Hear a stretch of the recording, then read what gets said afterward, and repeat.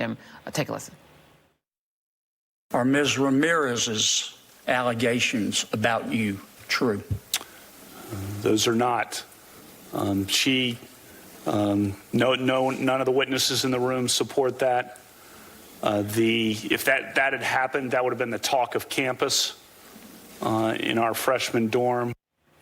And, of course, the story, the big blockbuster story in the New York Times is, of course, it was the talk of campus. At least 7 people knew about it. People knew about it at the time. Do you believe that despite the fact that Ms. Ramirez was prepared to provide 25 witnesses, but none of those witnesses was questioned by the FBI, and according to her in this story, the staff committee members from the Senate Judiciary Committee who spoke with her attempted to imply that it might be a case of mistaken identity? Do you believe that there was misconduct in this case by the FBI, by the Department of Justice, or even by the senators who seemed uninterested in finding out what really happened with this very brief investigation of Mr. Kavanaugh? Oh, based on this report, I absolutely believe that.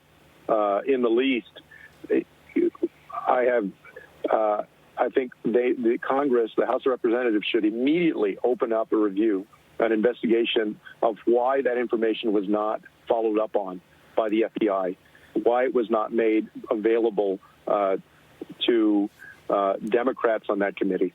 It is completely outside of the bounds of the normal process of a nomination for the FBI not to follow up on those kinds of leads. I mean, that's not just an incompetent investigation. That seems like intentionally bad. And so the House should absolutely begin a review right now.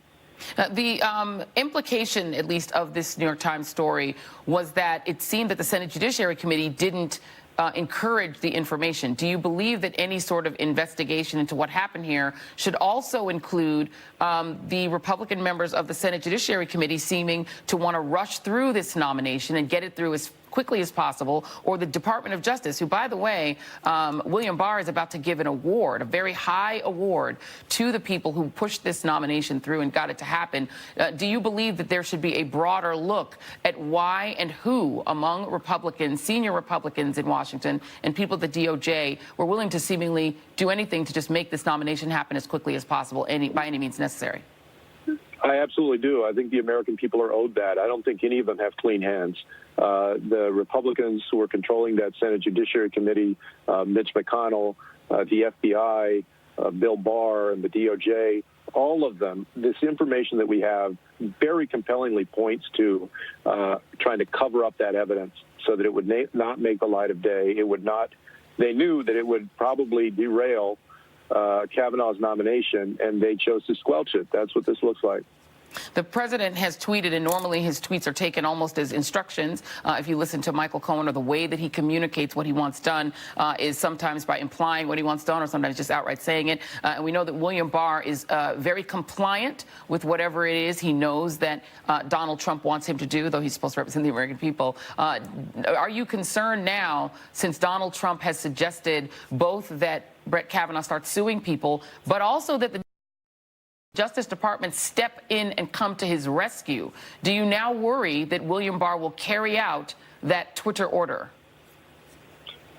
Well, I mean, we've seen plenty of examples, as you say, of these departments carrying out the orders of the president in inappropriate ways. But all of us have to remember that, this is so far from normal. It's another reason that we need to beat Donald Trump in 2020, if not impeach him before then. The Justice Department is not supposed to be the personal lawyer of the president or of a Supreme Court justice. The Justice Department is there to do the business of the American people. And so this is another complete distortion by the president of what the Department of Justice is there to do. And it also gives you a hint that it's very easy to believe that they covered up information for the sake of the president wanting to get Brett Kavanaugh appointed to the Supreme Court.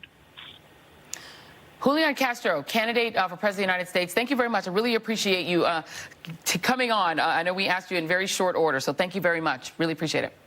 Thanks a lot, Joy. Take care. Thank you very much. Okay, I want to bring in